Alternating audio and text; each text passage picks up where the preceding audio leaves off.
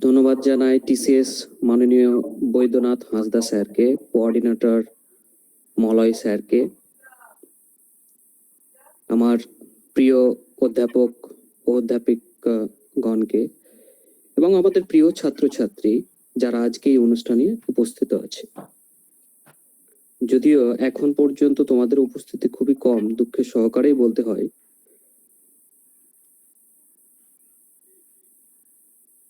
আজকে আমাদের ৫ম দিন এই অবজারভেন্স অফ স্টুডেন্টস উইকের। আজকে বাকি দিনগুলোর মতোই দুটো খুব গুরুত্বপূর্ণ বিষয় নিয়ে আলোচনা হবে, যেগুলো তোমাদের ক্ষেত্রে খুবই দরকারি এবং গুরুত্বপূর্ণ।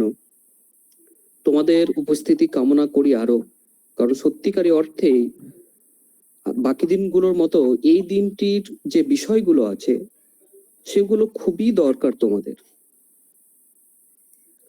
তো স্নেহের ছাত্রছাত্রী, আমি চাইবো তোমরা শেষ পর্যন্ত এই অনলাইন প্ল্যাটফর্মে খুব মনোযোগ সহকারে শুনবে।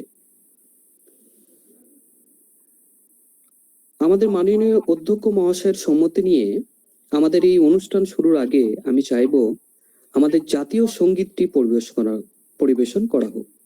আমি অনুরোধ করব মাননীয় রামকৃষ্ণ সাহা স্যারকে আমাদের জাতীয় সঙ্গীতটি পরিবেশন করার জন্য।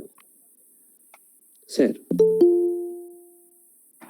जनगण मन अधिनायक जय हे भारत भाग्य विधाता पंजाब सिंध गुजरात मराठा द्राविड़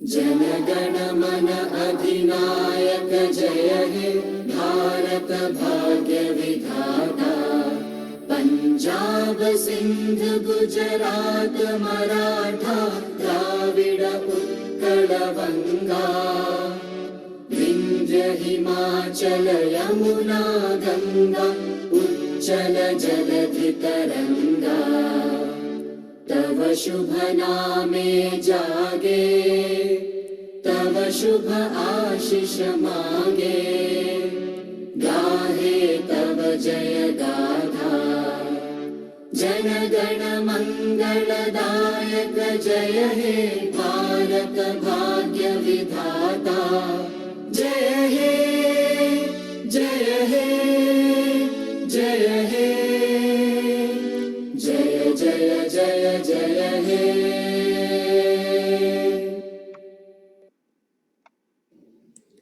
ধন্যবাদ মাননীয় রামকৃষ্ণ সাহা স্যার। আজকে আমাদের অনুষ্ঠানটি দুটো পর্বে ভাগ করা হয়েছে। সবকিছুর জন্য ইন্স্যুরেন্স নিমেষে। Lecture on culture and social activity in Jangalmahal, a critic review by Shri Baidyanath Hansda sir, assistant professor, department of Santali. আর দ্বিতীয়টি হলো interactive lecture on career opportunity by Shri Toton Roy, assistant professor, department of chemistry. প্রত্যেক মানুষের জীবনকে ঘিরে থাকে তার ব্যক্তিত্ব। এই ব্যক্তি থেকেই গড়ে ওঠে পরিবার, পরিবার থেকে গোষ্ঠী এবং এই গোষ্ঠী থেকে গড়ে ওঠে সমাজ, যেটা ঘিরে রয় গ্রাম বা শহর বা একটা দেশকে বা আমাদের এই পৃথিবীকে। ভারতবর্ষ ঠিক এই বৈচিত্র্যময় সংস্কৃতি বা সমাজকে নিয়ে গড়ে উঠেছে। আর এই সমাজের ধারক বা বাহক হলো কালচার বা সংস্কৃতি। সংস্কৃতি গড়ে ওঠে কোনো এক জায়গার ভৌগোলিক অবস্থানকে ঘিরে, সেখানকার মানুষের আচার অনুষ্ঠান, ব্যবহার, রীতিনীতি, তাদের ভাষা, খাদ্যাভ্যাস, শিল্প ইত্যাদিকে ঘিরে। ঠিক এভাবেই আমরা আজকে শুনবো জঙ্গলমহল ও সেখানকার মানুষের সংস্কৃতি ও সামাজিক ক্রিয়াকলাপের কথা। আমাদের মাননীয় বৈদ্যনাথ হাঁসদা স্যার এসব বিষয় নিয়ে পুঙ্খানুপুঙ্খানুভাবে তোমাদের সামনে তুলে ধরবেন। বৈদ্যনাথ হাঁসদা স্যার, আপনাকে আপনার বক্তব্য রাখার জন্য অনুরোধ করছি।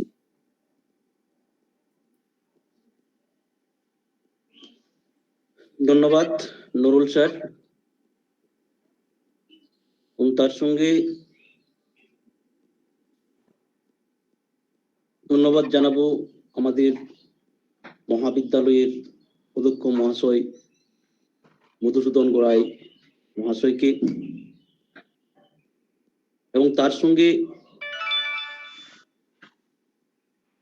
আমাদের মহাবিদ্যালয়ের অধ্যাপক অধ্যাপিকা যারা আজকে এই অনুষ্ঠানে উপস্থিত আছেন তাদেরকেও ধন্যবাদ জানাই, এবং উপস্থিত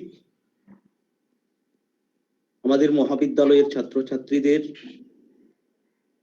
আমার অভিনন্দন ও শুভেচ্ছা জানাই। আজকের আলোচনা মূলত আমাদের এই জঙ্গলমহলের সংস্কৃতি এবং সামাজিক কার্যকলাপ। সংস্কৃতি প্রত্যেকটা মানুষের জীবনে রয়েছে, কারণ আমরা সংস্কৃতির মধ্যেই বেড়ে উঠি।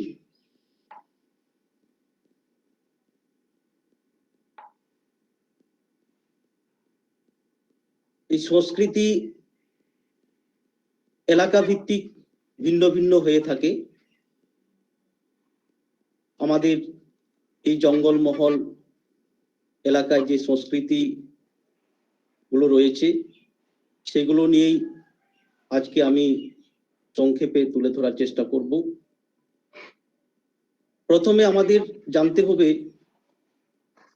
এই জঙ্গলমহল এলাকা, অর্থাৎ জঙ্গলমহল আমরা কোন এলাকাকে বলছি সেটা আমাদেরকে জানতে হবে। এই জঙ্গলমহল কথাটা অ্যাকচুয়ালি অনেক পুরনো, অর্থাৎ ব্রিটিশদের আমল থেকেই এই জঙ্গলমহল কথাটা প্রচলিত আছে। অর্থাৎ অষ্টাদশ শতাব্দীতে যখন ব্রিটিশ সরকার আমাদের ভারতবর্ষের এই পশ্চিমবঙ্গের বীরভূম, বাঁকুড়া, পশ্চিম মেদিনীপুর, ঝাড়গ্রাম এবং বর্তমান ঝাড়খণ্ড রাজ্যের ছোটনাগপুরের যে মালভূমি অঞ্চল বা এলাকাগুলো ছিল, এইগুলো ব্রিটিশ সরকার তৎকালীন দিনে জঙ্গলমহল বলে উল্লেখ করেছিল। পরবর্তীতে অর্থাৎ বর্তমানে রাজ্য সরকার পশ্চিমবঙ্গের পশ্চিমাঞ্চলের যে গোটা জেলা রয়েছে সেই জেলাগুলোকে জঙ্গলমহল হিসাবে আখ্যায়িত করেছেন। এখানে পশ্চিমাঞ্চলের 4টি জেলা অর্থাৎ পুরুলিয়া, বাঁকুড়া, ঝাড়গ্রাম এবং পশ্চিম মেদিনীপুর, এই 4টি জেলার 23টি ব্লককে নিয়ে আমাদের এই জঙ্গলমহল। এই জঙ্গলমহলে অধিকাংশ আদিবাসী সম্প্রদায়ের লোক বসবাস করে, তার সঙ্গে অন্যান্য সম্প্রদায়ের লোক যদিও এখানে বসবাস করে, সেক্ষেত্রে কুর্মী অর্থাৎ মাহাতো, কামার, কুমোর, তাঁতি, ছুরি, বৈষ্ণব ইত্যাদি সম্প্রদায়ের লোকও এখানে রয়েছে, এবং অন্যান্য সম্প্রদায়ের লোক এখানে তুলনামূলক অনেকটাই কম। এই অঞ্চলে বেশিরভাগ মানুষই তাদের জীবিকা নির্বাহ করে চাষবাসের উপর, অর্থাৎ কৃষক কাজের সঙ্গেই ম্যাক্সিমাম মানুষ জড়িত রয়েছে। এখানে কিছু কিছু মানুষ কাঠ মিস্ত্রির কাজ করে, আবার কিছু কিছু মানুষ মাটিরও কাজ করে। এইভাবে এখানকার মানুষ তাদের জীবিকা নির্বাহ করে। এই এলাকার মানুষের যে সংস্কৃতি রয়েছে, সেই সংস্কৃতি আমরা জানবো। তো সংস্কৃতি বলতে গেলে আমরা প্রথমে যেটা জানবো সেটা হচ্ছে প্রত্যেকটা মানুষের জীবনেই এই সংস্কৃতির রয়েছে, অর্থাৎ জীবনধারার প্রতিফলনই হচ্ছে সংস্কৃতি। অর্থাৎ আমাদের আচার আচরণ, মূল্যবোধ, রীতিনীতি, রুচি এবং ব্যবহার্য যেগুলো আমরা ব্যবহার করি, সেই ব্যবহার্য উপাদান সমূহ, এছাড়াও আরো অন্যান্য উপাদান, সেগুলোই আমরা সংস্কৃতি হিসাবে বলে থাকি। তো এই সংস্কৃতিকে প্রথমে আমরা দুভাবে ভাগ করতে পারবো। সেটা হচ্ছে কিছু সংস্কৃতি রয়েছে বস্তুগত, যেগুলো আমাদের দৈনন্দিন জীবনে ব্যবহার্য উপাদান হিসাবে আমরা পেয়ে থাকি। হ্যাঁ, এখানে ঘর বাড়ি, আসবাবপত্র, আমাদের সাজ পোশাক, এ সমস্তই হচ্ছে বস্তুগত সংস্কৃতি। এবং অবস্তুগত সংস্কৃতি, যেগুলো হয়তো আমরা চোখে দেখতে পাই না, কিন্তু তার অনুভূতি, তার আবেগ আমরা অনুভব করতে পারি, সেগুলো হচ্ছে অবস্তুগত সংস্কৃতি। ধরুন গান, এছাড়া বিভিন্ন ধরনের যে কলা কৌশল বা নাচ, এই সমস্ত এই ধরনের, এগুলো হচ্ছে সব অবস্তুগত সংস্কৃতি।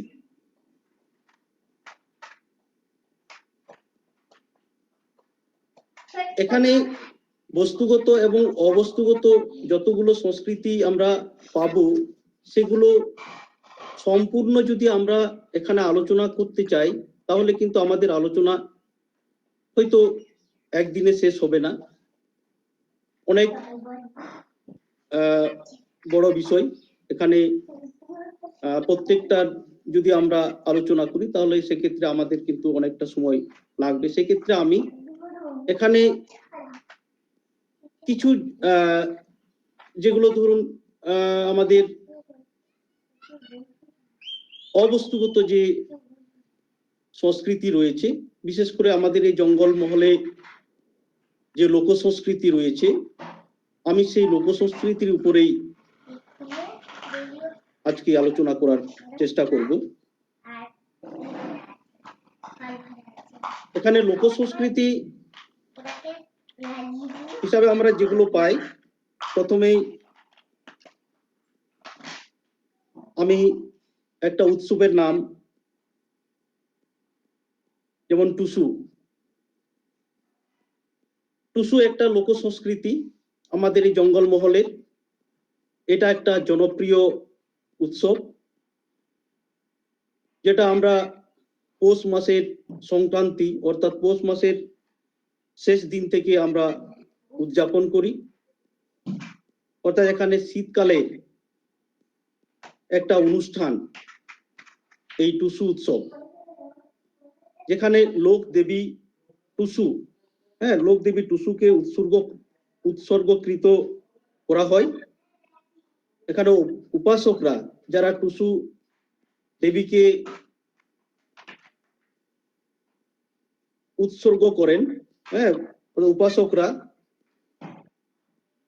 তাদের ধন সম্পত্তি যাতে বেড়ে যায়, তাদের অপরিসীম ধন যাতে হয়, এবং তাদের ছেলে মেয়ে যাতে সুখে শান্তিতে থাকতে পারে, সেটাই প্রার্থনা করে টুসু দেবীর কাছে। এবং এই উৎসব সারা শীতকাল জুড়ে হতে থাকে। বিভিন্ন জায়গায় টুসু মেলা হিসাবে উদযাপিত হয় এবং এই মেলায় আদিবাসী সম্প্রদায়ের লোক এবং কুর্মী সমাজের লোক অংশগ্রহণ করে থাকে। এখানে টুসু উৎসবের যে গান এবং নাচ একটু ভিন্ন ধরনের হয়ে থাকে। অর্থাৎ টুসু দেবীকে সম্মানার্থে যে গানগুলো থাকে সেগুলোই কিন্তু এখানে গাওয়া হয়।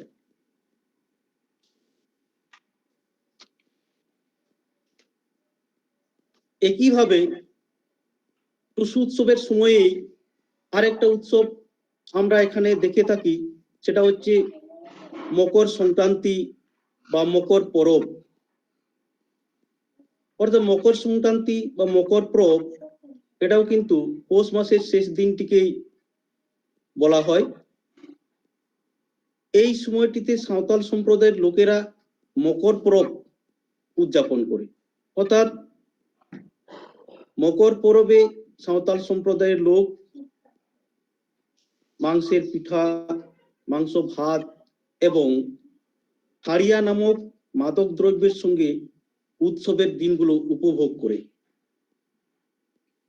অর্থাৎ হাড়িয়া নামক মাদক খেয়ে ধামসা মাদলের তালে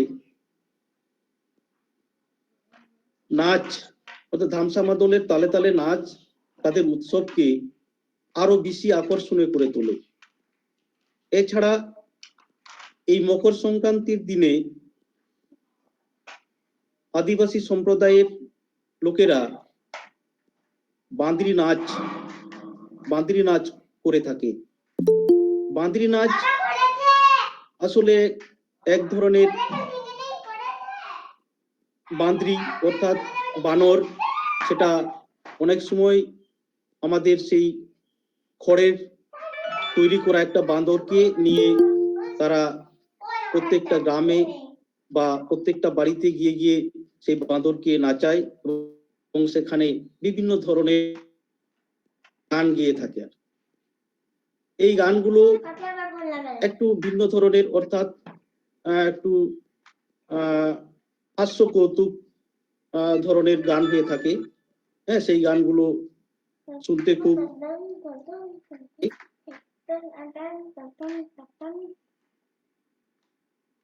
খুব আকর্ষণীয় হয়ে থাকে। ঠিক একইভাবে এখানে আমরা করম উৎসব দেখে থাকি। আমাদের এই জঙ্গলমহলের একটা ঐতিহ্য উৎসব এই করম উৎসব। এই করম উৎসব ভাদ্র মাসের একাদশীতে পালিত হয়।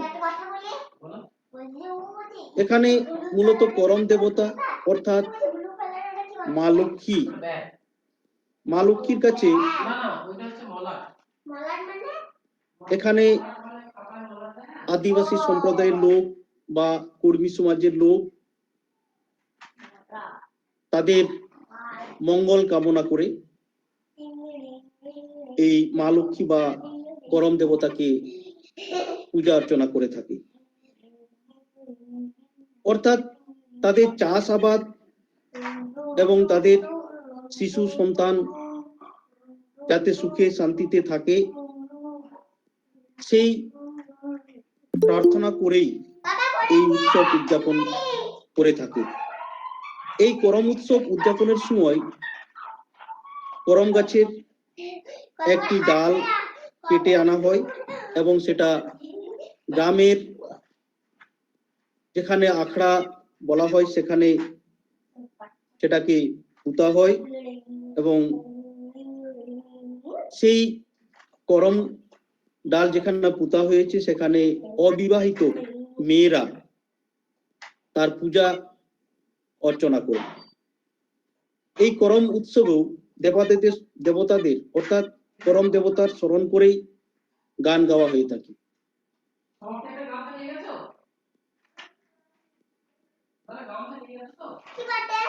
একইভাবে আমরা বন্দনা বা বান্দনা আমাদের জঙ্গলমহলের আরেক অতি জনপ্রিয় উৎসব বান্দনা বা সোহরাই। এই বান্দনা বা সোহরাই নভেম্বর মাসে অর্থাৎ কার্তিক অমাবস্যার পবিত্র দিবসে পালিত হয়। এই জনপ্রিয় উপজাতীয় উৎসব 5 দিন 5 রাত ব্যাপী পালিত হয়। গ্রামবাসীরা তাদের পোষা প্রাণীদের পাশাপাশি অন্যান্য প্রাণীদের প্রচুর গুরুত্ব দিয়ে থাকে। এখানে পোষা প্রাণী বলতে তাদের পালিত গরু, মহিষ, ষাঁড় এগুলোকে এই বান্দনা পরব বা সোহরাই পরবের সময় খুব যত্ন আত্তি করে, অর্থাৎ তাদের গরু, মহিষ, ষাঁড় এবং তাদের জন্য ভালো খাওয়া দাওয়ার আয়োজন করে এবং তাদেরকে নিয়ে এই সোহরাই বা বন্দনা পরব উদযাপন করে। অর্থাৎ তাদের গরু, মহিষ, ষাঁড় এদেরকে বিভিন্ন অলংকার দিয়ে সাজিয়ে তোলে এবং প্রাকৃতিক যে বিভিন্ন ধরনের রং, সেই রং দিয়ে তাদেরকে সাজানো হয় এবং তাদেরকে আনন্দ দেওয়ার জন্য একটা কুটার মধ্যে মানে বেঁধে দেওয়া হয় এবং তাদেরকে এই চামড়া দিয়ে খেলানো হয়, আর যেটাকে আমরা গুরু খুঁটা বা কাড়া খুঁটা বলে থাকি আমাদের এই জঙ্গলমহলে। অর্থাৎ এই গরু, মহিষ বা ষাঁড় এই যে দীর্ঘদিন তারা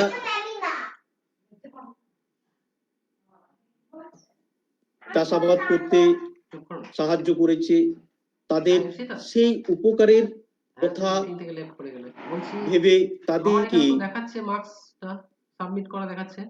সম্মান প্রদানের জন্যই এই সোহরাই বা বান্দনা উৎসব।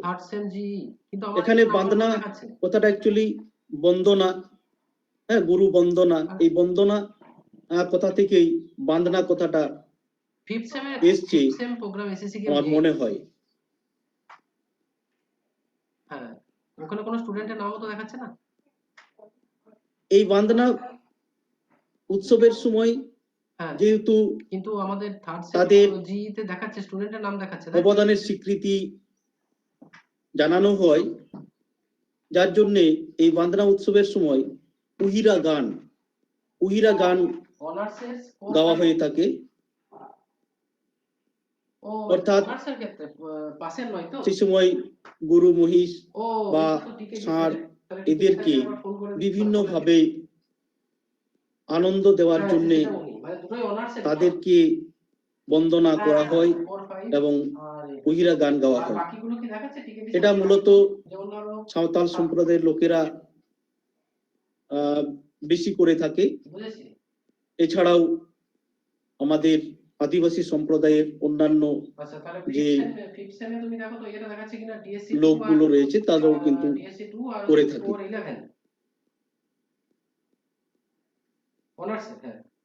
এরপরে আমরা জঙ্গলমহলে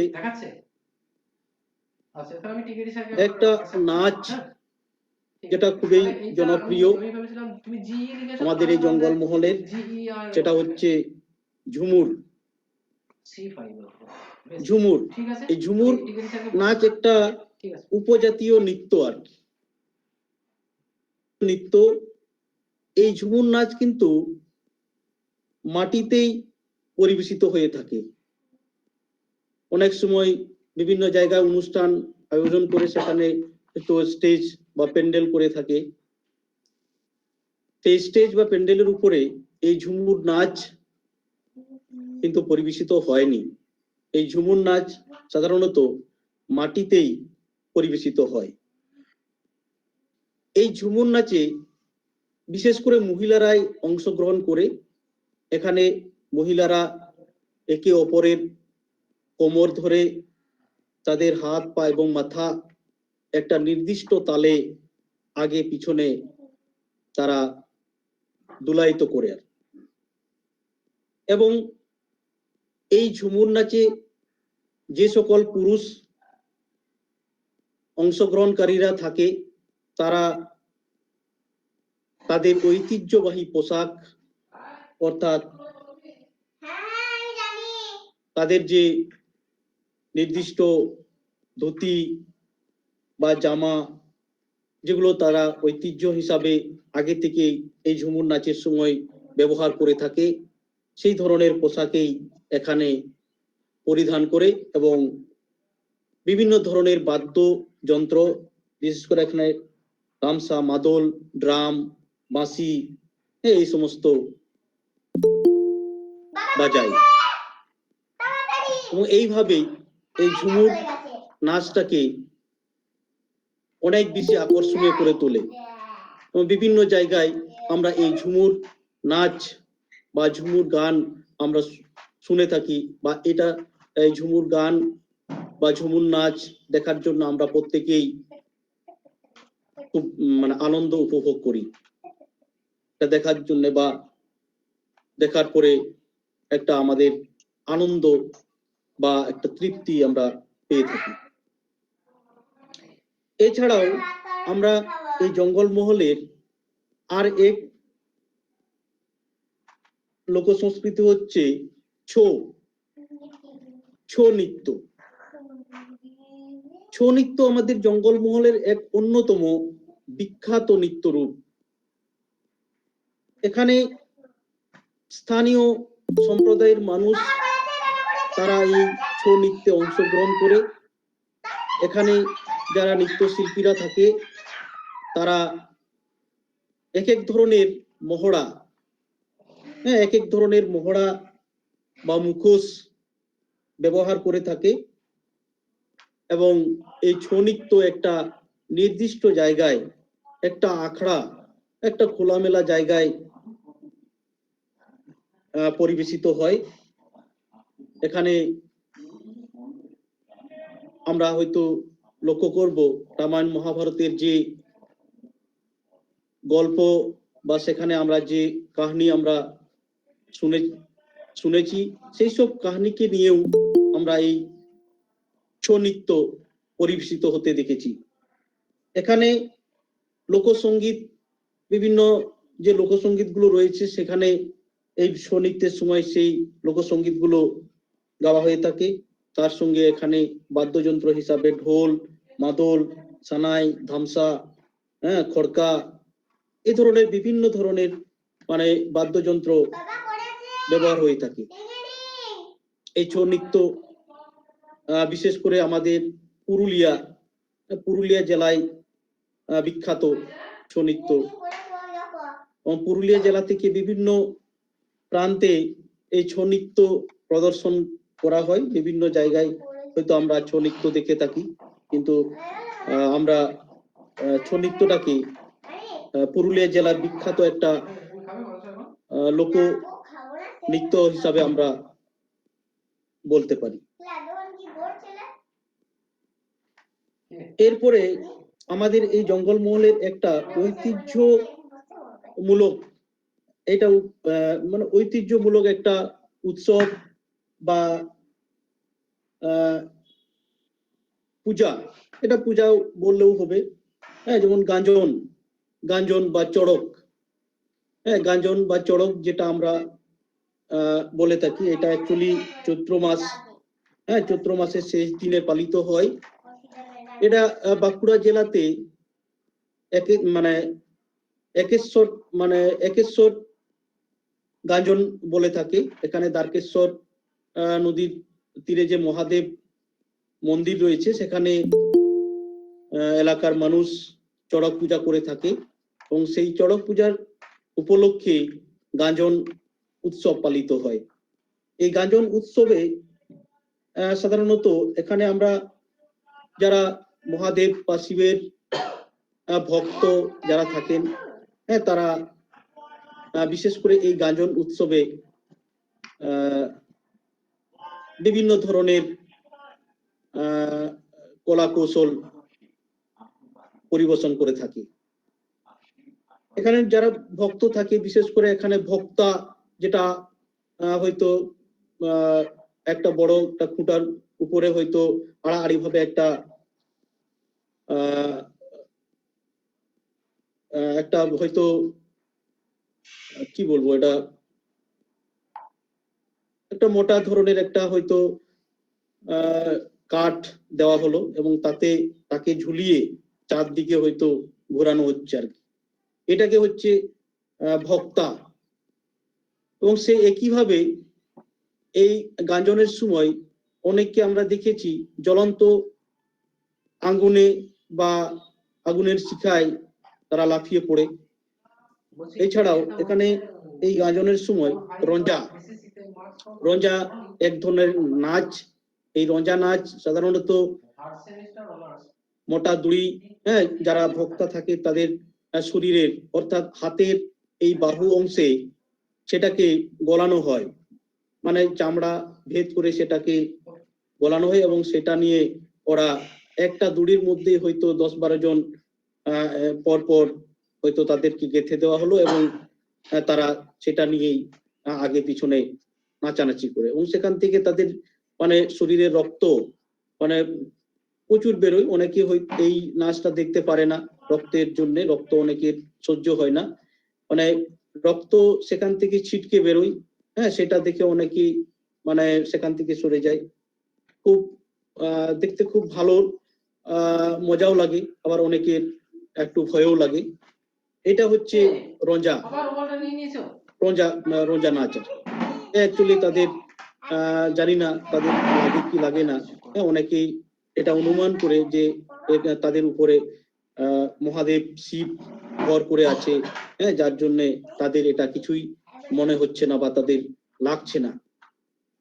এই উৎসবগুলো আমরা এই গাজন বা চড়ক যে পূজা সেই সময় আমরা দেখে থাকি।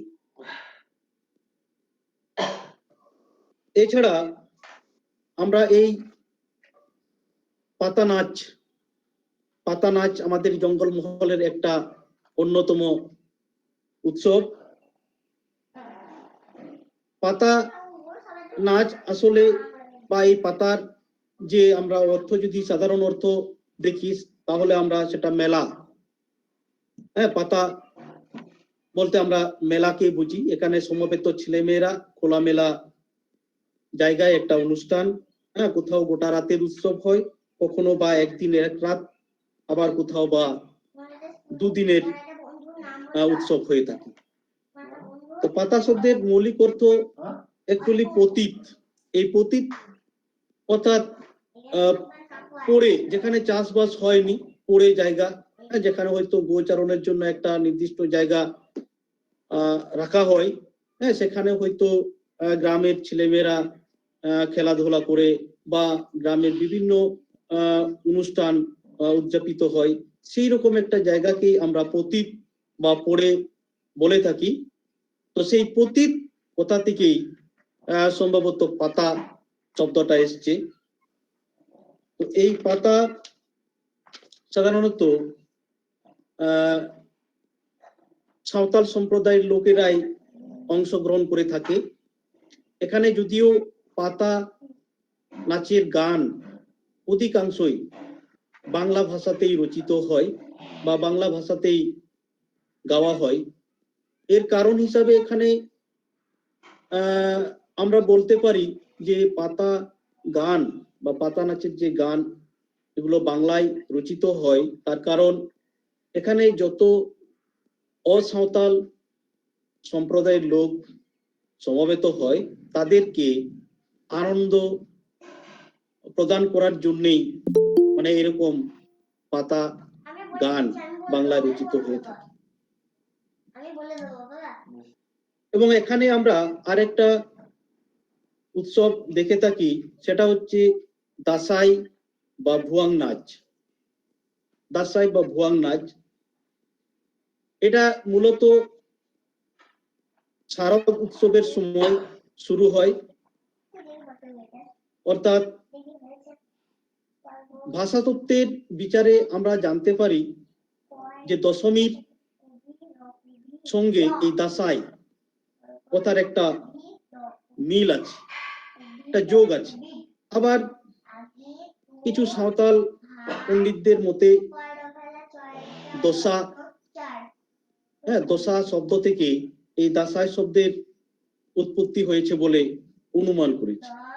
তা তাদের মতে কোনো এক দুর্দশায় অতীত সাঁওতাল সমাজের ইতিহাস এই দাসাই বা ভুয়াং নাচের মাধ্যমে প্রদর্শন করা হয়। অনেকে মনে করেন দাসাই হলো খেরওয়াল অর্থাৎ সাঁওতাল জাতির কোন যুদ্ধে পরাজিত হওয়ার ইতিহাস, তাদের দুঃখময় দুর্দশার ইতিহাস। এই নাচে কেবল পুরুষরাই অংশগ্রহণ করে, গানের ভাষা এবং সুর এবং এই দাসাই নাচ বা ভুয়াং নাচে যে বাদ্যযন্ত্র ব্যবহার হয় সেগুলো প্রত্যেকটাই এক এক ধরনের প্রতীক, প্রতীক হিসাবে ধরা হয়। অর্থাৎ প্রত্যেকটা বিষয়ই এখানে প্রতীক ধর্মী। যেমন গানের প্রতিটা চরণে ফিরে আসে, প্রত্যেকটা লাইনে বা প্রত্যেকটা চরণে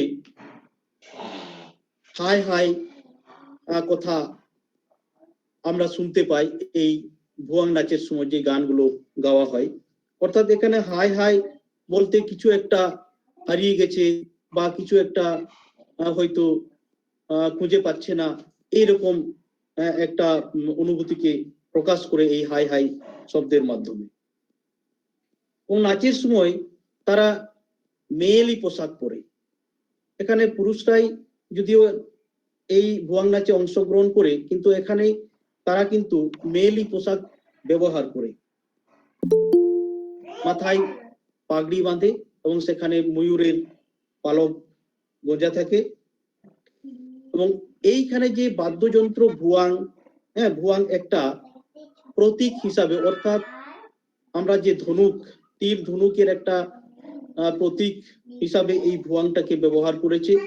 অর্থাৎ সেই ভুয়াংয়ের যে ধনুকের সেই সুতো যেটা টান থাকে, সেইটাতে টান দিলেই এই ভুয়াং থেকে একটা গম্ভীর শব্দ উৎপন্ন হয় এবং সেই শব্দের তালে তালে তারা সেই ভুয়াং নাচটাকে আরো বেশি আকর্ষণ করিয়ে তোলে। এইভাবে আমরা ভুয়াং নাচ এই জঙ্গলমহল এলাকায় দেখে থাকি। এছাড়াও এখানে রয়েছে লাগড়ে নাচ। লাগড়ে নাচ, লাগড়ে হলো এক ধরনের বিশুদ্ধ আনন্দোৎসবের গান। এটা সাধারণত সাঁওতাল সম্প্রদায়ের মধ্যেই দেখা যায়। এখানে মেয়েরা নাচ করে গান গায় এবং ছেলেরা বা পুরুষরা মাদল, বাঁশি, ধামসা, মাদল এসব বাদ্যযন্ত্র বাজায়। লাগড়ে কথার সাধারণ অর্থ ক্লান্তিকে দূর করা। তা সারাদিন খাটাখাটুনির পর সন্ধ্যায় তারা লাগড়ে ও গান গিয়ে কর্মক্লান্ত শরীর ও মনকে আনন্দ রাখতে চেষ্টা করে। অর্থাৎ সাঁওতালরা যেখানেই থাকুক না কেন তারা সর্বত্রই আনন্দে থাকতে চায়। অন্যান্য গানের চেয়ে লাগড়ে গান ওদের কাছে অতি প্রিয়। তাই এই লাগড়ে গান তারা যে কোনো সময়, যে কোনো অবস্থাতেই, যেখানেই এই গানটাকে তারা গাইতে পারে। অন্যান্য যে গান রয়েছে সেগুলো যেমন বিভিন্ন ক্ষেত্র বিশেষে গাওয়া হয়, সেগুলো যেমন যখন তখন বা যেখানে সেখানে গাওয়া যায় না। কিন্তু এই লাগড়েটা যেখানেই ইচ্ছে হলো বা যে জায়গায় ইচ্ছে হলো সেখানেই এই লাগড়ে গানটাকে গাইতে পারবে। এর কোনো নির্দিষ্ট ক্ষেত্র বা সময় নেই, এটাকে যখন তখন যেখানে সেখানে গাওয়া যায়। এবং এই জন্যে এই লাগড়ে গান বা লাগড়ে নাচ সাঁওতাল সম্প্রদায়ের অতি প্রিয় একটা নাচ গান। এছাড়া এখানে আমরা আরেকটা উৎসব দেখে থাকি, সেটা হচ্ছে শিকার উৎসব। শিকার উৎসব মূলত হয়তো অনেকের একটা ধারণা হয়ে থাকে যে শিকার উৎসব তো বন্য প্রাণীর নিধন করার একটা উৎসব। আদতে কিন্তু এটা নয়। যে শিকার উৎসব এক ধরনের অনুসন্ধান বা সংগ্রহ, এখানে নতুন কিছুকে খুঁজে বের করার একটা শিকার বা নতুন কিছুকে অনুসন্ধান করার একটা শিকার। এখানে হয়তো আমরা আপাত দৃষ্টিতে যেটা দেখি, হয়তো অনেক সময় বন্য প্রাণীকে হত্যা করা হচ্ছে, এইগুলো কিন্তু ভুল। এইগুলো শিকার হিসাবে হয়তো অনেকে সাপোর্ট করে না, কিন্তু শিকার সাধারণত একটা অনুসন্ধান, নতুন কিছুকে অনুসন্ধান, এখান থেকে একটা রিসার্চ এর মতো, যে নতুন, অর্থাৎ আমাদের আদিবাসী সম্প্রদায়ের মানুষরা প্রথম দিকে তাদের জীবিকা ওই বনের ফল পাকড় বা বনের যে বিভিন্ন ধরনের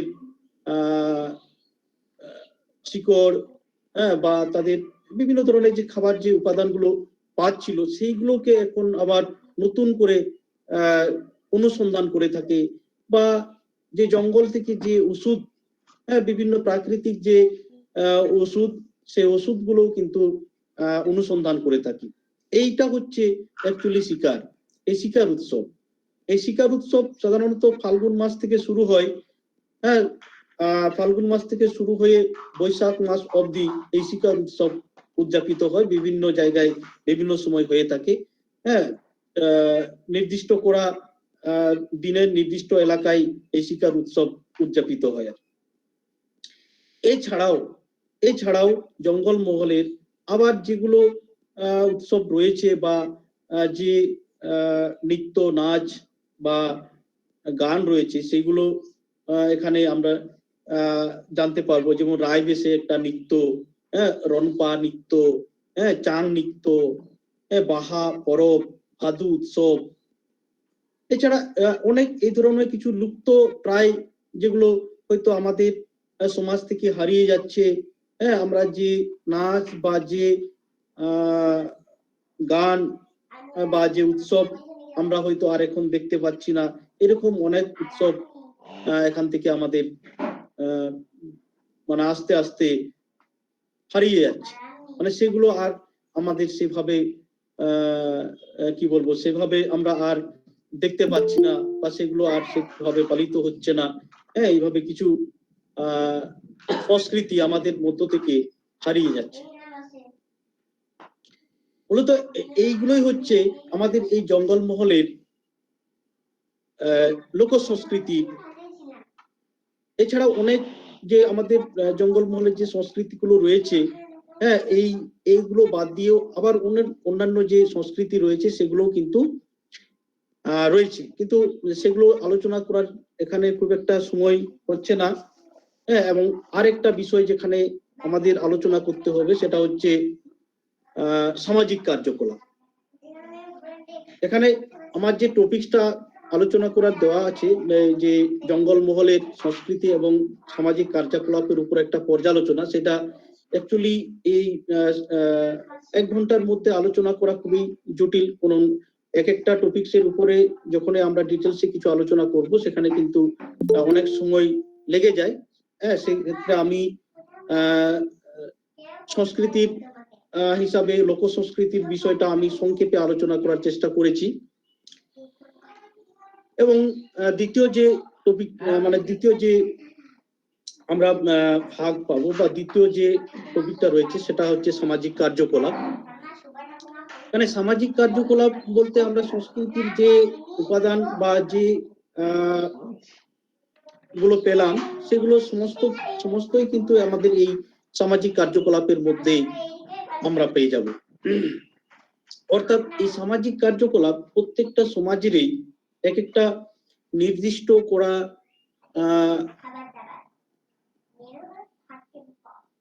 কাজ, মানে পরিচালনা করার একটা দায়িত্ব থাকে আর, অর্থাৎ একটা কাঠামো। প্রত্যেকটা সমাজের একটা নির্দিষ্ট কাঠামো থাকে, যে যার দ্বারা সমাজের প্রত্যেকটা কাজ পরিচালিত হয়। অর্থাৎ এই কাঠামোটাকে আমরা একটা সামাজিক প্রতিষ্ঠান হিসাবে বলতে পারি বা সামাজিক সংস্থাও আমরা বলতে পারি। অর্থাৎ সামাজিক প্রতিষ্ঠান যেমন আমরা আমাদের সমাজের যা যা কাজ, যেমন একটা স্কুল, কলেজ, হাসপাতাল, এইগুলো যেমন এক একটা প্রতিষ্ঠান, এখান থেকে এক এক ধরনের কাজ পরিচালনা করা হয়। যেমন স্কুল থেকে শিক্ষা প্রদানের কাজ পরিচালনা করা হয়, হাসপাতাল থেকে চিকিৎসা কাজ পরিচালনা করা হয়। ঠিক একইভাবে একটা সমাজের সেই প্রতিষ্ঠান, সমাজ একটা প্রতিষ্ঠান, সেই সমাজ থেকে ওই সমাজের আইন শৃঙ্খলা বা বিধি নিষেধ বা রীতিনীতি এইগুলোকে পরিচালনা করার জন্য একটা কাঠামো থাকে।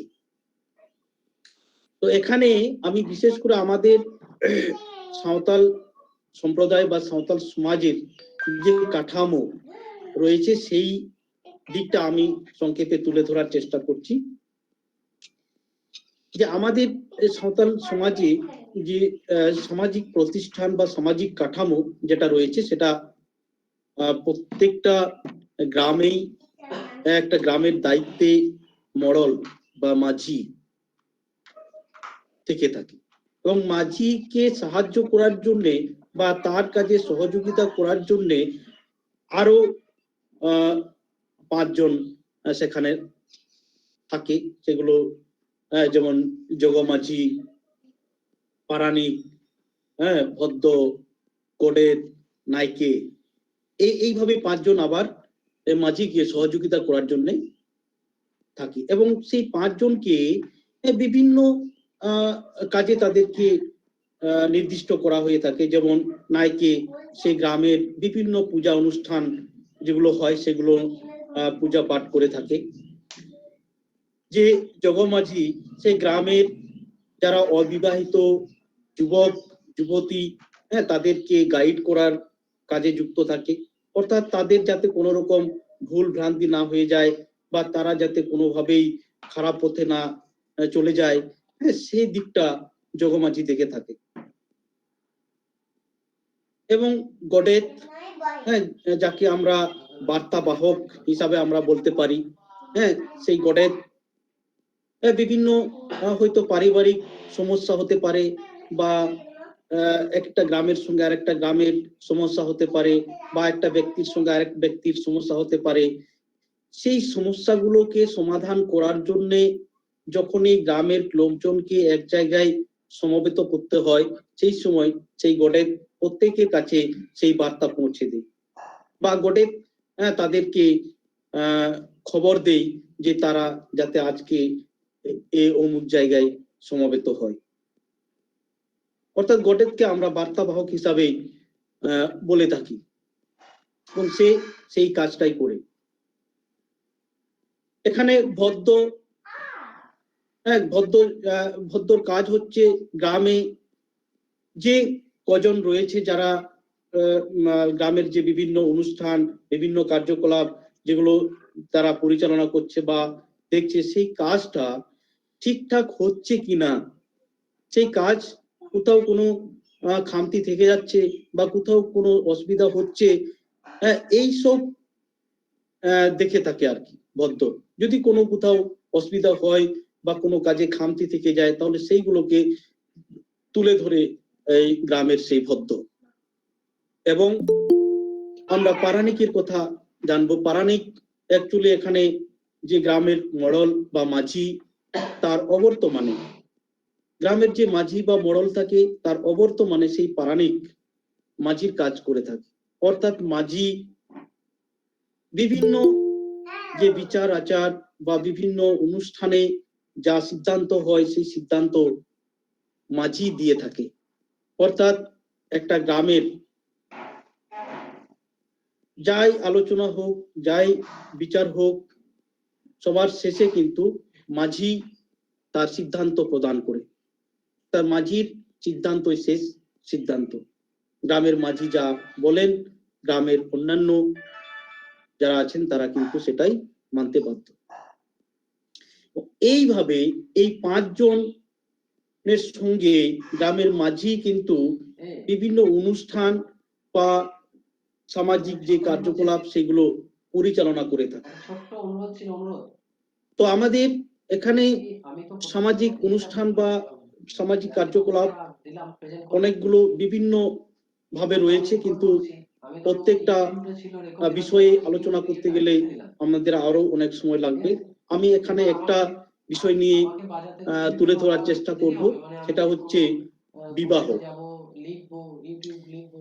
বিবাহ হচ্ছে সমাজের সাঁওতাল সমাজের একটা সংস্কার হিসাবে আমরা যদি ধরে নিই, অর্থাৎ জন্ম মৃত্যু বিবাহ এটা প্রত্যেক মানুষের জীবনেই হয়ে থাকে। এটা একটা সংস্কার হিসাবে যদি আমরা ধরে নিই, সেই বিবাহ আমাদের সমাজে বা সাঁওতাল সমাজে এই বিবাহটা সাধারণত 7 প্রকারের হয়ে থাকে। প্রত্যেকটা সমাজেই এই বিবাহর রীতি ভিন্ন ভিন্ন হয়ে থাকে।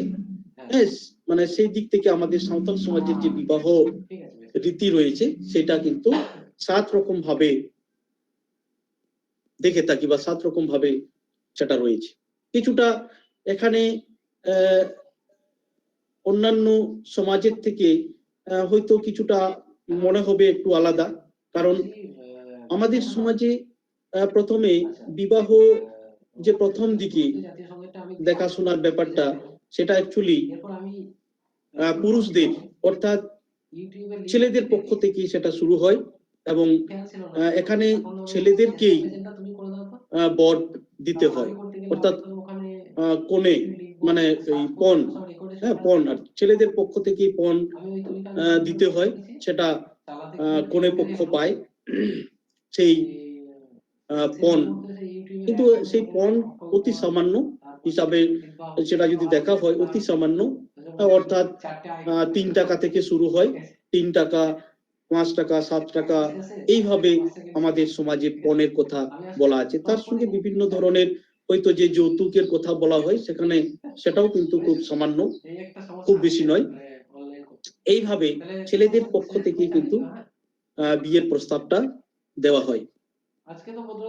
তো এখানে সেই বিয়ে যখনই একটা দেখাশোনা ঠিক হলো বা সমস্ত কিছু ঠিক হলো, সেখানে কিন্তু একটা আমরা মধ্যখানে একটা মানুষকে রাখা হয় যেটাকে আমরা ঘটক বলে থাকি। সে কিন্তু প্রতিনিয়ত এখানকার কথা সেইখানে নিয়ে যায় এবং সেইখানের কথা এখানে নিয়ে আসে। এইভাবে যতদিন না বিয়ে হচ্ছে ততদিন কিন্তু সেই ঘটকের কাজ কিন্তু চলতেই থাকে। আর এইভাবে সেই ঘটকের মাধ্যমে আমাদের যে 7 প্রকারের যে বিবাহ রীতি সেটা কিন্তু সম্পাদন বা সম্পন্ন হয়। প্রথমত যে আমাদের বিবাহ যেটাকে আমরা সঙ্গে বরিয়ত বাপলা, সঙ্গে বরিয়ত বাপলা বা এখানে বরযাত্রীর সহিত যেটা বরযাত্রী নিয়ে যখন বিয়ে করতে যাচ্ছে কনের বাড়িতে, এটাকে আমরা সঙ্গে বরিয়ত বাপলা বা দুয়ার বাপলা বলে থাকি। এখানে সাধারণত বর পক্ষ মানে বরযাত্রী নিয়ে কনের বাড়িতে যায় এবং কনের বাড়িতে বিবাহ সম্পাদন করে বা বিবাহ হওয়ার পরে সেখান থেকে আবার ফিরে আসে। এটা আমাদের সমাজের এই বিয়েটাই হচ্ছে মূলত একটা মুখ্য আর কি।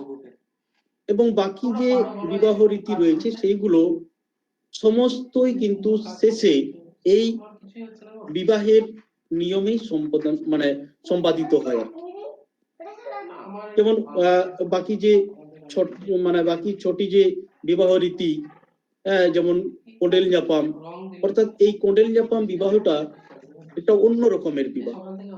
এখানে ছেলে মেয়ে তাদের হয়তো তাদের মধ্যে একটা পছন্দ, তারা হয়তো একে অপরকে পছন্দ করে বা একে অপরের মধ্যে তাদের হয়তো ভালোবাসা রয়েছে এবং তারা চাইলেই তারা বিবাহ করতে পারে। আর এখানে হয়তো তাদের গার্জেন পক্ষ হয়তো জানলো না, হ্যাঁ, মা হয়তো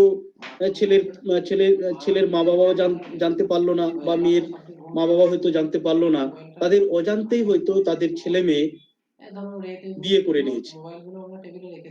এবং ছেলেটা হয়তো মেয়েটাকে বিয়ে করে তার বাড়িতে নিয়ে এলো। সেখানে তার ছেলের বাবা হয়তো প্রথমে তাকে জিজ্ঞাসাবাদ করতে পারে যে কি ব্যাপার কি, হ্যাঁ, এইখানে কিন্তু তার ছেলের বাবার সেরকম আর কিছু করার থাকে না, কারণ তার ছেলে অলরেডি বিয়ে করে নিয়েছে। প্রথমে হয়তো সেই বিয়েতে তাদের অমত থাকলেও পরবর্তীকালে সেটা কিন্তু তাদের মেনে নিতেই হয়। এরপরে যদি তাতেও তাদের সম্মতি হচ্ছে না বা তারা মেনে নিতে পারছে না, সেক্ষেত্রে হয়তো তাদের সেই যে ছেলেটা যে মেয়েটাকে বিবাহ করে এনেছিল, হ্যাঁ, তাকে হয়তো ফিরিয়ে দিতে পারে, এবং সেটা বিচার সাপেক্ষ। এবং সেই ক্ষেত্রে ছেলেটা যদি রাজি না হয়, মেয়েটাকে সে যদি ছাড়তে রাজি না হয়, তাহলে কিন্তু কিছু করার নেই। এখানে ছেলের বাবাকে সেটা মানতে বাধ্য থাকতে হবে। এইটা হচ্ছে একটা ব্যাপার। এখানে কোনো সেরকম বিধি নিষেধ থাকছে না, হ্যাঁ, এখানে যে যাকে হয়তো পছন্দ করলো, বা দুজনের মধ্যে যদি পছন্দ থাকে বা একে অপরের মধ্যে যদি ভালোবাসা থেকে থাকে, তাহলে তারা চাইলেই বিয়ে করে নিতে পারে। এটা হচ্ছে কোডেল জাপাম বিবাহ। এরপরে একটা সাংঘা বাপলা, সাংঘা বিয়ে। হয়তো কোনো এক মহিলা একবার হয়তো বিয়ে হয়েছিল, বিয়ে হওয়ার পরে হয়তো সেখানে তার স্বামীর সঙ্গে হয়তো সংসার করতে পারলো না, সে হয়তো সেখানে থাকতে পারলো না একসঙ্গে, হ্যাঁ, সেখান থেকে হয়তো পালিয়ে গেল, এবং পালিয়ে যাওয়ার পরে সে হয়তো অন্য কোনো পুরুষের সঙ্গে সে বিবাহে আবদ্ধ হলো। এটা হচ্ছে সাংঘা বাপলা। বা কোনো মহিলার হয়তো তার স্বামী কোনো কারণে মারা গেল, স্বামী মারা যাওয়ার পরে সে অন্য কোনো পুরুষকে সে বিয়ে করতে পারে, এটা সাংঘা বাপলা। সেক্ষেত্রে ছেলেরাও করতে পারে। হয়তো কোনো পুরুষের একটা বউ ছিল, সেই বউ হয়তো তার সঙ্গে সংসার করতে রাজি নয়, সে হয়তো তাকে ছেড়ে চলে গেছে, সেই ছেলেও কিন্তু নতুন করে আবার বিয়ে করতে পারে।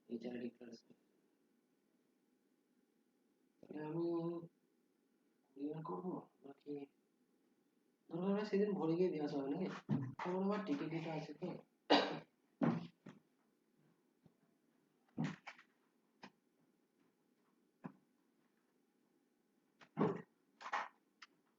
বেশ স্যার, ঠিক আছে, কাজ করুন।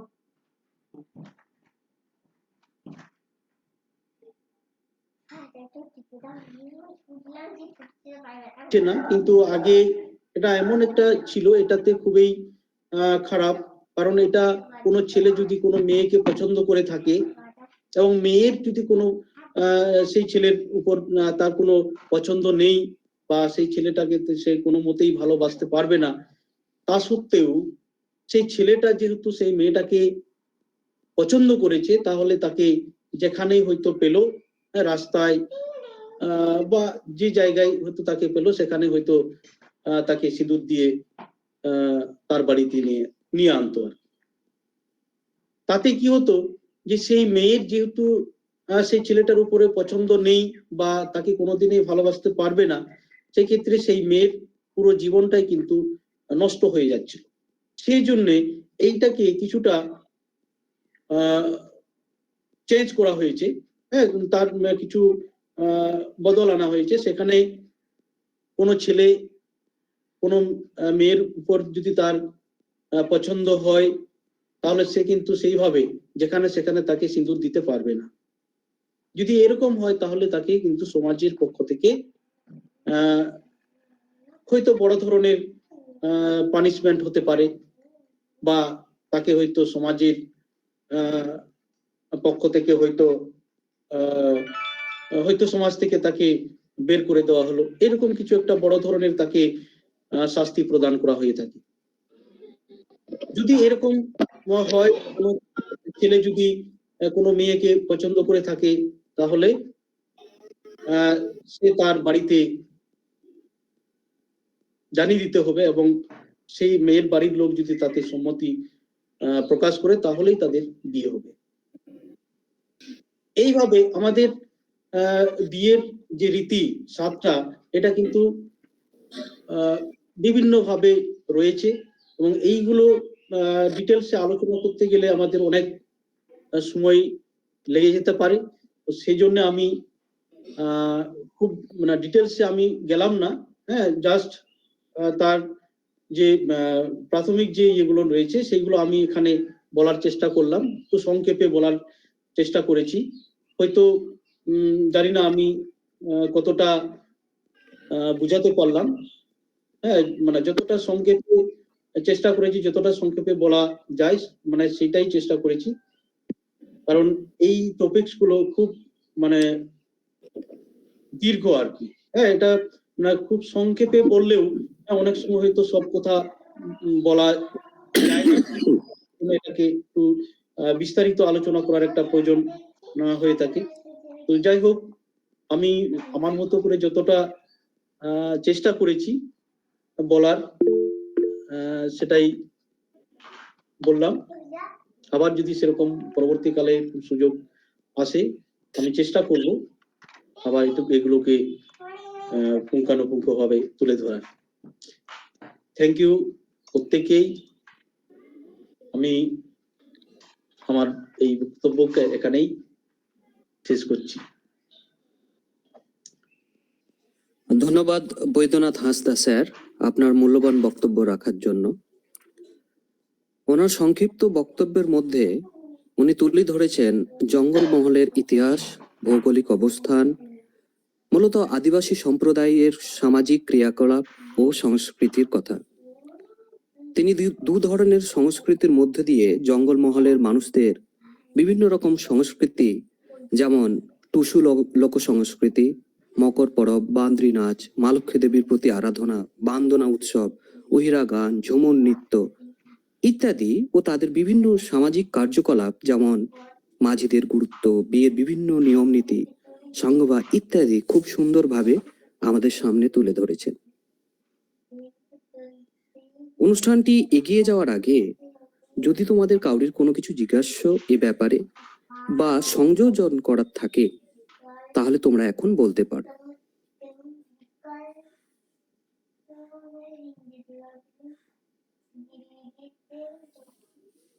ওকে, আমরা এখন অনুষ্ঠানের দ্বিতীয় পর্বে এসে পড়েছি, আর এই পর্বের বিষয় হলো interactive lecture on career opportunities. এই বিষয়টিও অত্যন্ত গুরুত্বপূর্ণ তোমাদের কাছে, কারণ তোমরা যে সমস্ত বিষয় নিয়ে পড়াশোনা করছো সেই বিষয়গুলো থেকে কিভাবে কেরিয়ার গড়ে তুলবে, কি ধরনের অপরচুনিটিজ বা সুবিধে আছে, কিভাবে এগিয়ে গেলে তোমরা উপকৃত হবে, এই সমস্ত নিয়েই আজকে আলোকপাত করবেন আমাদের মাননীয় তোতন রায় স্যার। স্যার, আমি আপনাকে আহ্বান করি আপনার বিষয় নিয়ে বলার জন্য। Thank you Nurul Hasan. শোনা যাচ্ছে নুরুল আমার? হ্যাঁ স্যার, শোনা যাচ্ছে। ওকে ওকে। প্রথমেই আমাদের কলেজের প্রিন্সিপাল স্যার মধুসূদন গড়াই মহাশয়কে প্রথমে আমার আন্তরিক প্রণাম, এবং আমার সমস্ত সহকর্মী থেকে আমার যথাযোগ্য সম্মান, এবং আমার স্নেহের ছাত্রছাত্রীদের কাছে কিছু বলার সুযোগ পেয়েছি তার জন্য, এবং তারা এই অনুষ্ঠানে জয়েন করেছে, তাই তাদেরকে অসংখ্য ধন্যবাদ। এই সেশনে যেটা আমাদের মূল টপিকস হলো interactive lecture on career opportunity. আমি যে কেরিয়ার অপরচুনিটি অনেক রকম ভাবে অনেক স্তরেই পাওয়া যেতে পারে। বেসিক্যালি আমি যে স্তরের কথা উল্লেখ করতে চাই সেটা হলো যে আফটার গ্র্যাজুয়েশন, কারণ কলেজ তোমরা অ্যাডমিশন হয়েছো, এবং আমি চাইবো তোমরা এই কলেজ তোমরা ডিগ্রি কমপ্লিট করার পর যে সমস্ত জবে তোমাদের অপরচুনিটি পাবে, বিভিন্ন স্তরে তোমাদের অপরচুনিটি আসতে পারে, ক্লাস 10, ক্লাস 12, বিভিন্ন। কিন্তু আমি যেটা মেনলি ফোকাস করতে যাচ্ছি যে আফটার গ্র্যাজুয়েশন কমপ্লিট করলে তুমি কোন কোন ধরনের জব তুমি পেতে পারো। বিভিন্ন ধরনের জব আছে, আমি যেগুলোকে মোটামুটি ইয়ে করেছি সেগুলোর মধ্যেই বলার চেষ্টা করছি। জবকে যদি আমরা মোটামুটি দেখি, মোটামুটি 3 রকম ভাবে আমরা ভাবতে পারি, যে একটা সেন্ট্রাল গভর্নমেন্ট জব, আর একটা আন্ডার স্টেট গভর্নমেন্ট জব, আর একটা আন্ডার প্রাইভেট সেক্টর। এই 3টে সেক্টরে মোটামুটি ভাবে আমরা ভাবতে পারি। এবার কেউ নিজে যদি কোনো কোম্পানি স্টার্ট আপ করে, সেখানটাও সেটা প্রাইভেট সেক্টরের মধ্যে আমি ফেলছি। তাই এই মোটামুটি আমরা গ্র্যাজুয়েশন করার পরে আমরা এই 3 ধরনের জবের কথা বুঝতে পারি। তাহলে প্রথমেই আমি যেটা তোমাদের সঙ্গে আলোচনা করব হচ্ছে job under central government job. Central government job যে তোমরা গ্র্যাজুয়েশন করছো, যে কোনো শাখায়, প্রথমে যেটা আমি বলার চেষ্টা, যে কোনো শাখায় তুমি যদি গ্র্যাজুয়েট হও, তাতে অনার্স হতে পারে, তাতে তুমি প্রোগ্রামে পড়তে পারো, তার সাথে কোনো তুমি গ্র্যাজুয়েট হলেই কোন কোন পরীক্ষায় তুমি দিতে পারবে এবং তুমি এলিজিবল। এরপরে সে প্রত্যেকটা পরীক্ষার জন্য তার একটা নির্দিষ্ট কি থাকবে, কাট অফ মার্ক থাকবে, 50%, 40%, 60%, বা এজ লিমিট, এগুলো তো থাকবেই। এখানে শুধু যেটা মেন ক্রাইটেরিয়া সেটা হচ্ছে কিনা এডুকেশন কোয়ালিফিকেশন, যে তুমি গ্র্যাজুয়েট। সব থেকে সেন্ট্রাল গভর্নমেন্টের সব থেকে প্রেস্টিজিয়াস জব যেটা কন্ডাক্ট করে থাকে UPSC, union public service commission, is, IPS, IFS. এই তিনটে জবই, তাদের মধ্যে অবশ্যই আইএস জব খুবই মোটামুটি। তোমাদের মধ্যে কারো জানা আছে আইএস এর ফুল ফর্ম? কোন স্টুডেন্ট?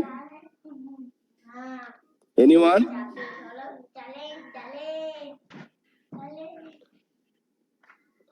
তা আইএস হচ্ছে ইন্ডিয়ান অ্যাডমিনিস্ট্রেটিভ সার্ভিস, তা সব থেকে প্রেস্টিজিয়াস জব।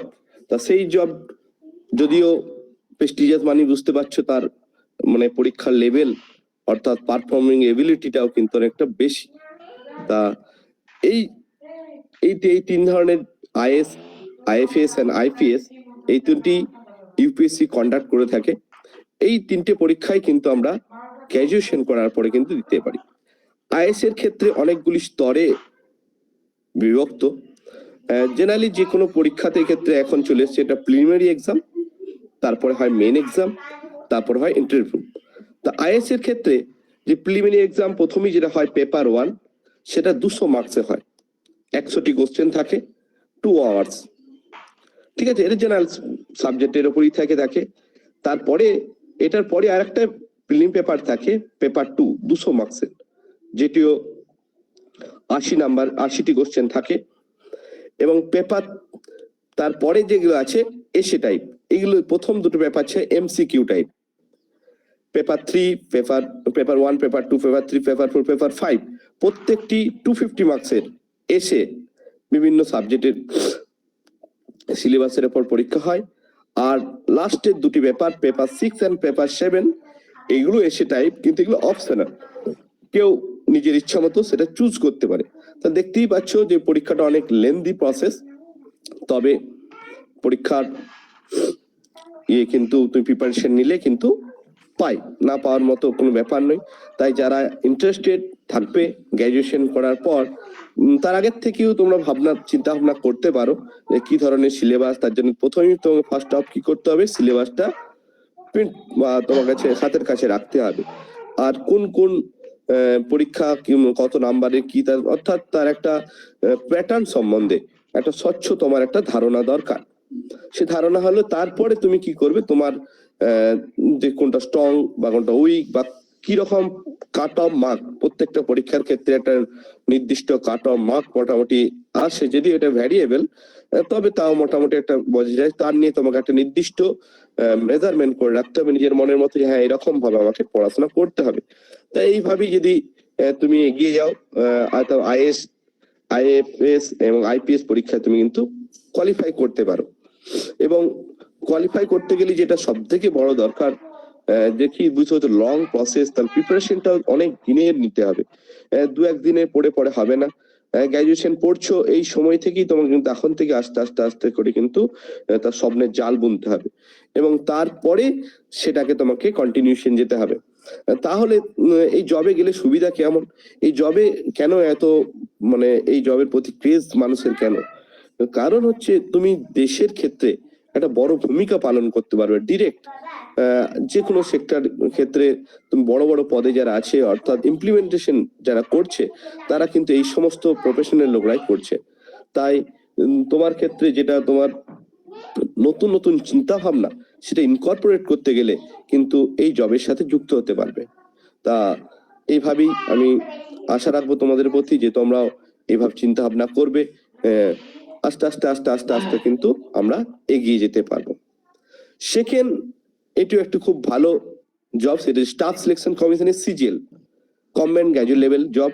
এটা group B and group C, ওটা ছিল ইউপিএসসি, আইএস, আইপিএস, এগুলো সবাই ছিল গ্রেড এ অফিসার, মানে চাকরি স্তরে বিভিন্ন রকম গ্রেড তাদের ডেজিগনেশন অনুসারে বিভিন্ন রকম তাদের ইয়ে করা হয়, সেগুলো ছিল ওগুলো ছিল এ গ্রেডের অফিসার।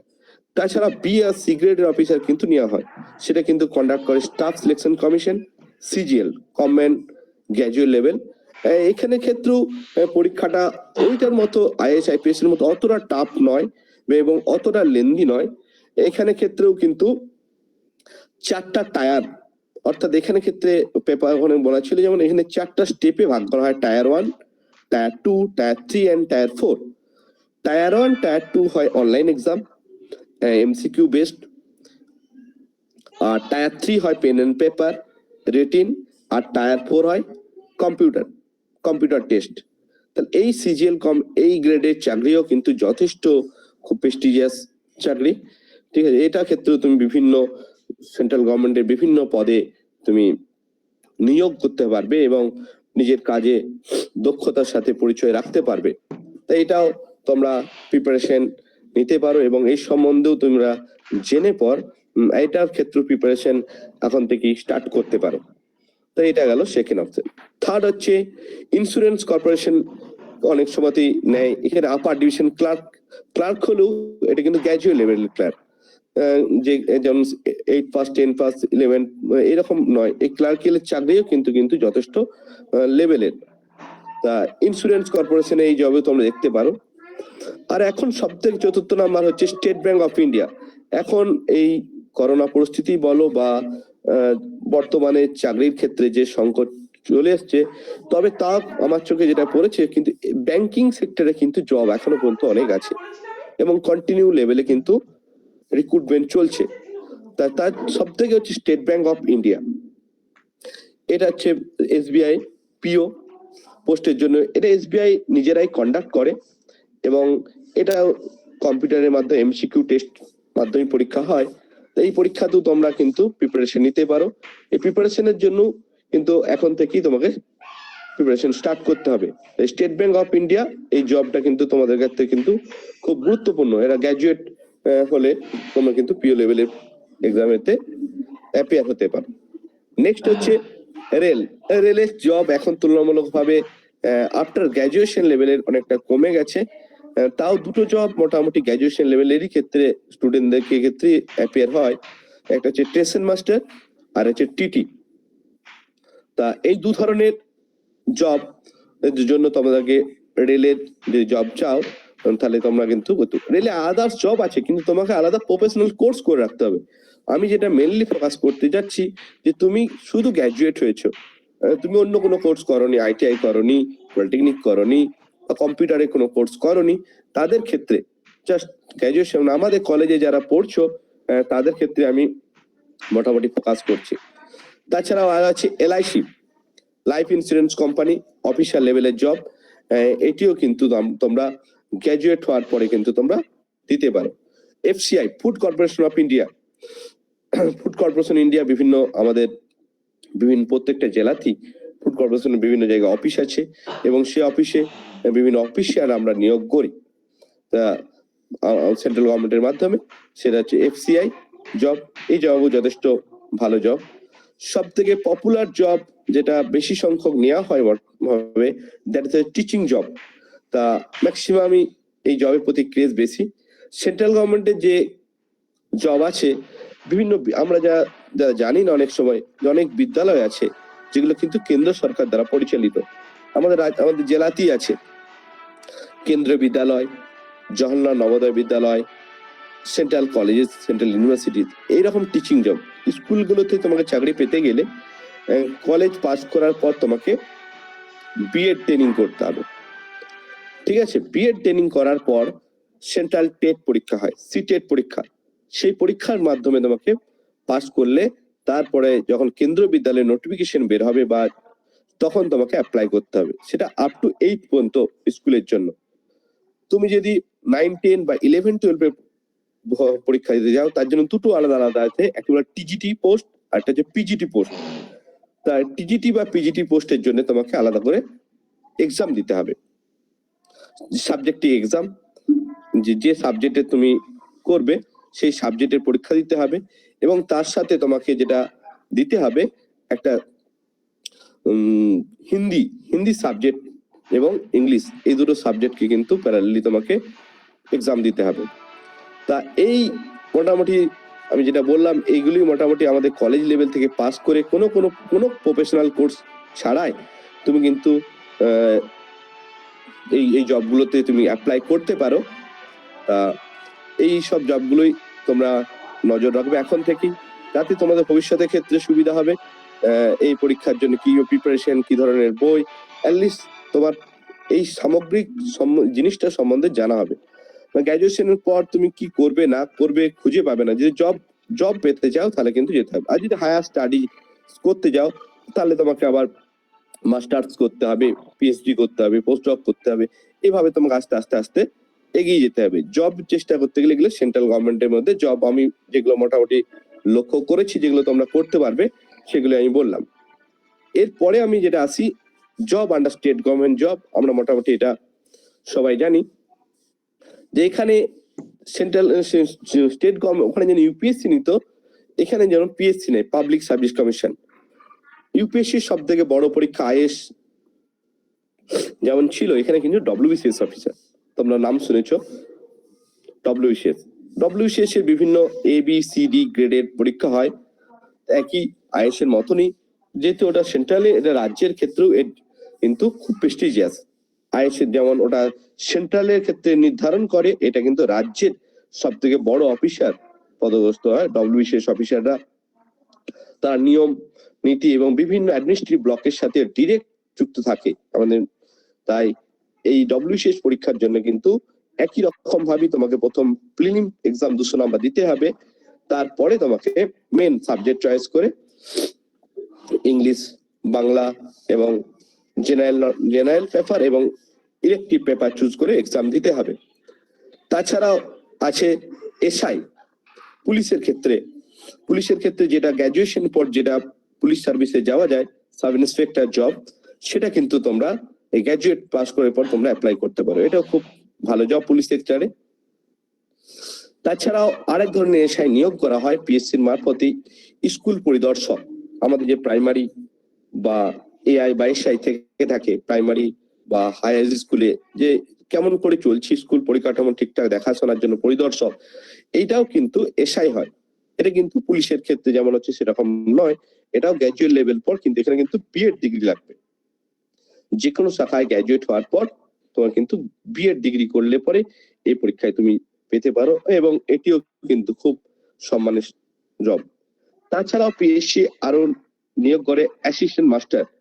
পিএসসির কিছু স্কুল আছে, আমাদের স্কুল সাধারণত দু ধরনের সরকারি স্কুলকে আমরা ভাগ করি, এবং গভর্নমেন্ট আন্ডারটেকিং আর আন্ডার গভর্নমেন্ট কিছু যেমন জেলা স্কুল যেগুলো তোমরা নাম শুনেছো, বা এখন অনেক স্কুল আমাদের কলেজটা যেমন গভর্নমেন্ট কলেজ, সেরকমই অ্যাসিস্ট্যান্ট মাস্টার এরকম গভর্নমেন্ট স্কুলেতে নিয়োগ করা মাস্টার, এবং কলেজগুলোতে কিন্তু গভর্নমেন্ট কলেজগুলোতে অ্যাসিস্ট্যান্ট প্রফেসর নিয়োগ করা হয়। এগুলোও কিন্তু পিএসসির মারফতে। এগুলো হতে গেলে কিন্তু অ্যাসিস্ট্যান্ট মাস্টার হতে গেলে বিএড লাগবে এবং সাবজেক্টিভ এক্সাম দিতে হবে, পিএসসি নোটিফিকেশন যেমন করে আসবে সেই অনুসারে। আর কলেজগুলোতে আসতে গেলে তোমাকে নেট বা সেট পাস করতে হবে এবং তারপরে পিএসসি এক্সামের মারফতে রিটিন পাস করার পর ইন্টারভিউ দিয়ে পরে এই কলেজগুলোতে রিক্রুটমেন্ট হতে পারে।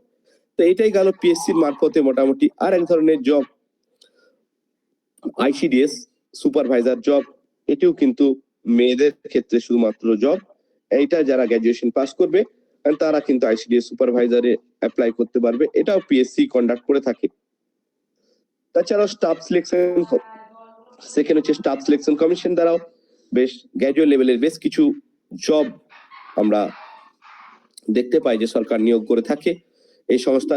এটার ক্ষেত্রেও প্রিলিম এক্সামের মাধ্যমে নিয়ে থাকে। তার হচ্ছে কলেজ সার্ভিস কমিশন।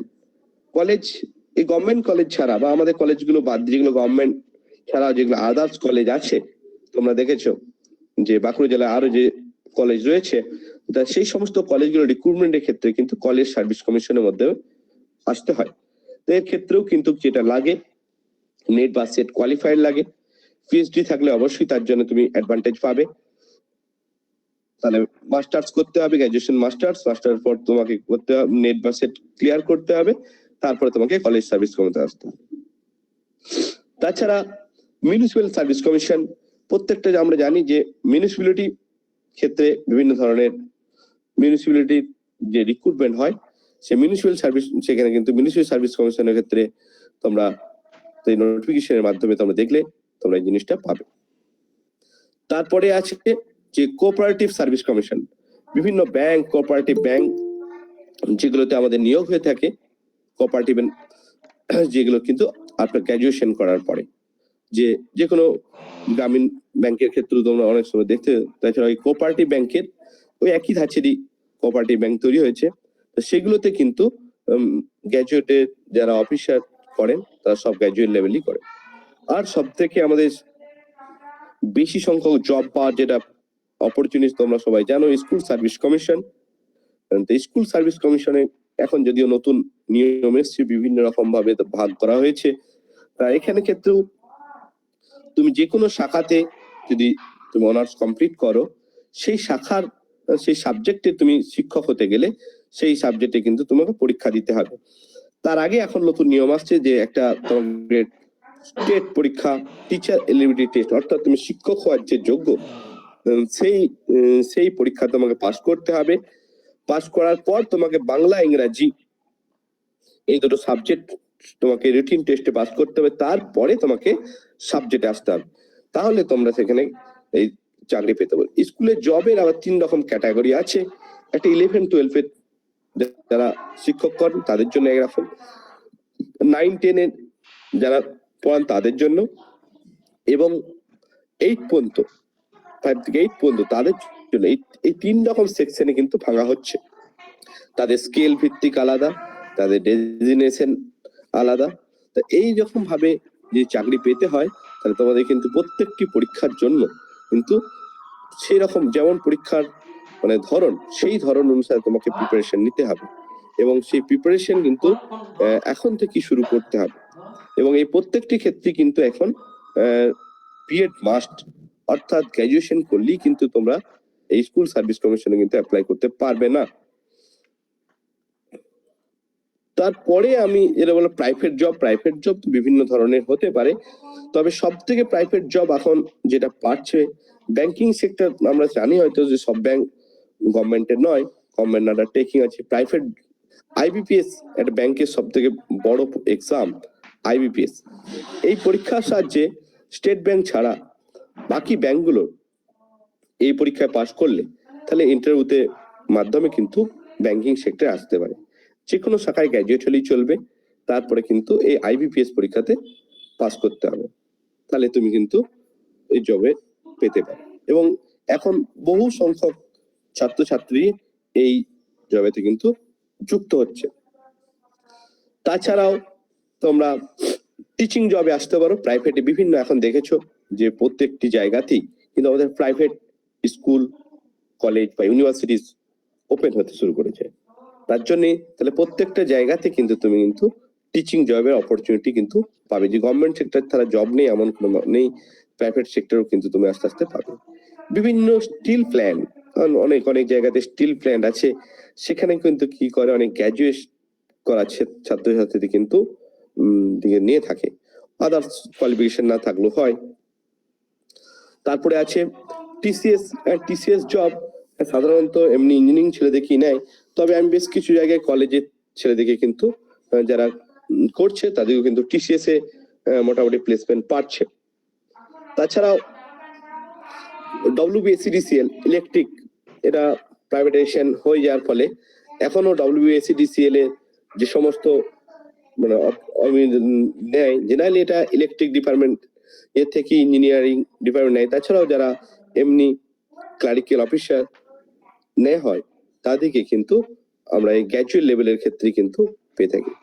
এইভাবেই তোমরা কি করতে পারো, এই সমস্ত জবের সম্বন্ধে অনুসন্ধান করতে পারো এবং তোমাকে নিজেকে চুজ করতে হবে যে হ্যাঁ আমি কোন সব পরীক্ষায় দেবো বলবো কিন্তু হবে না, স্পেসিফিক তোমাকে কিন্তু নির্ধারণ করতে হবে যে আমি কোন কোন এক্সাম কিন্তু মানে পেতে পারবো।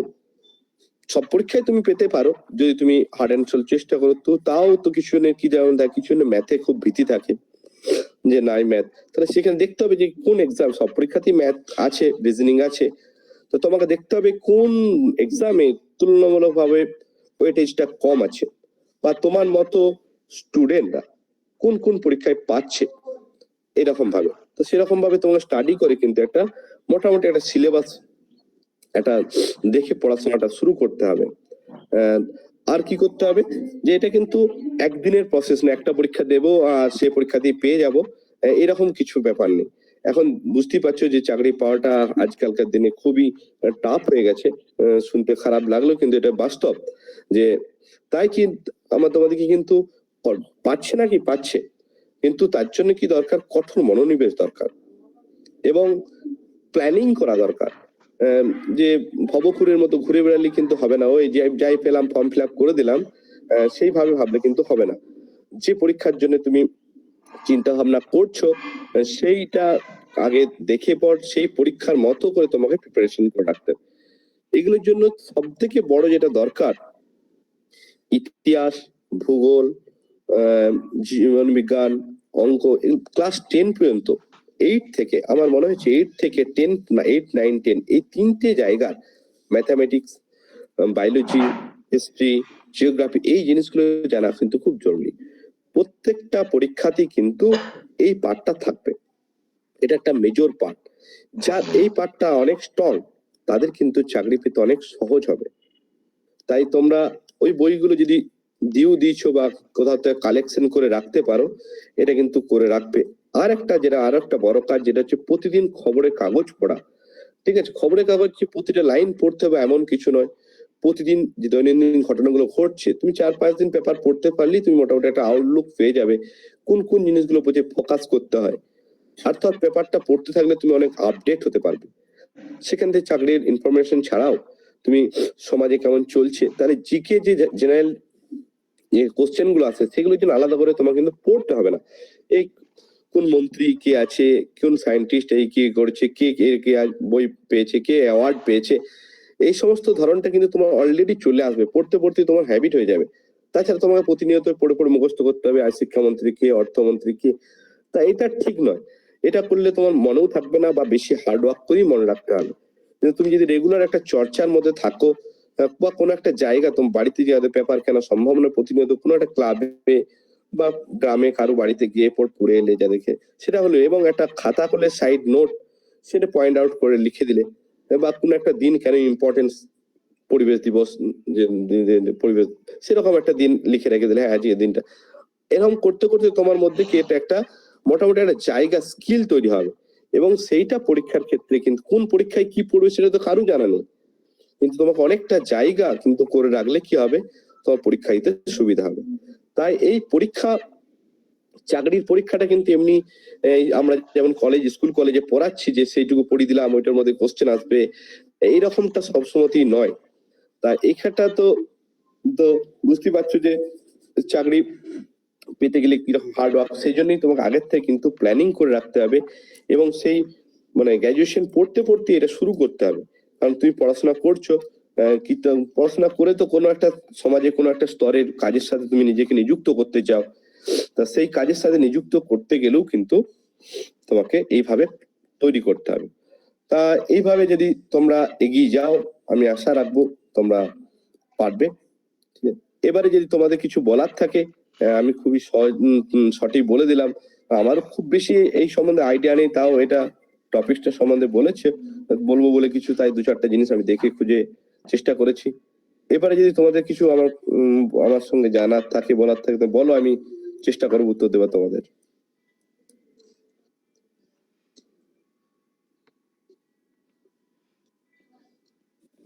অসংখ্য ধন্যবাদ জানাই আমাদের তোতন রায় স্যারকে। উনি তোমাদের কাছে তুলে ধরেছেন মূলত গ্রাজুয়েশনের পর ঠিক কিভাবে তোমরা নিজেদের প্রস্তুতি করবে, কিভাবে পড়াশোনা করবে, কোন ধরনের অপরচুনিটিস গুলো নেবে, বিভিন্ন ধরনের জব যেমন কেন্দ্র বা রাজ্য বা বিভিন্ন ধরনের প্রাইভেট সেক্টরের জব বা চাকরির কথা বলেছেন। এখন তোমাদের এই সুবিধাগুলো ঠিকভাবে পছন্দ করে এগিয়ে যেতে হবে এবং তার সঙ্গে পড়াশোনা করতে হবে। যদি তোমাদের কোনো জিজ্ঞাসা থাকে এই ব্যাপারে, স্যারকে এখন জিজ্ঞেস করতে পারো।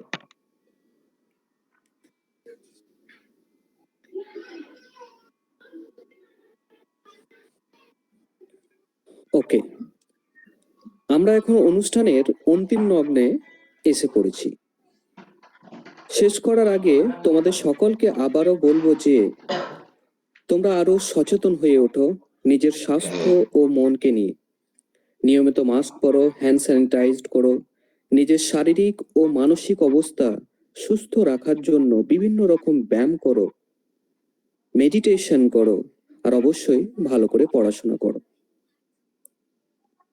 আমাদের মাননীয় ওআইসি স্যারের অনুমতি নিয়ে শেষ করার আগে আরো একবার আমরা আমাদের জাতীয় সঙ্গীত শুনব। আমি অনুরোধ করছি রামকৃষ্ণ সাহা স্যারকে আমাদের জাতীয় সঙ্গীতটি আবারও চালিয়ে দেওয়ার জন্য। স্যার আছেন? হ্যাঁ, আমি আছি, আমি শোনাচ্ছি। এবার আমি একটা অডিও শোনাচ্ছি, ঠিক আছে? হ্যাঁ স্যার। আচ্ছা, অনির্বাণ Okay. স্যার প্রেজেন্ট করছেন, ঠিক আছে?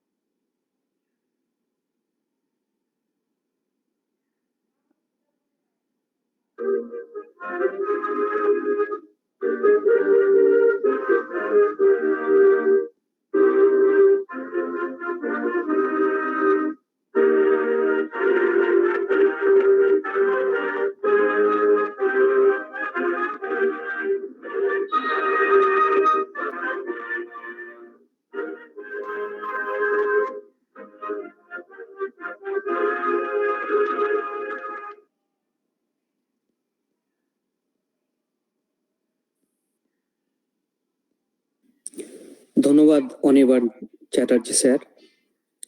তাহলে আজকের অনুষ্ঠান এখানেই শেষ হলো। Stay safe, stay happy and stay healthy. Thank you.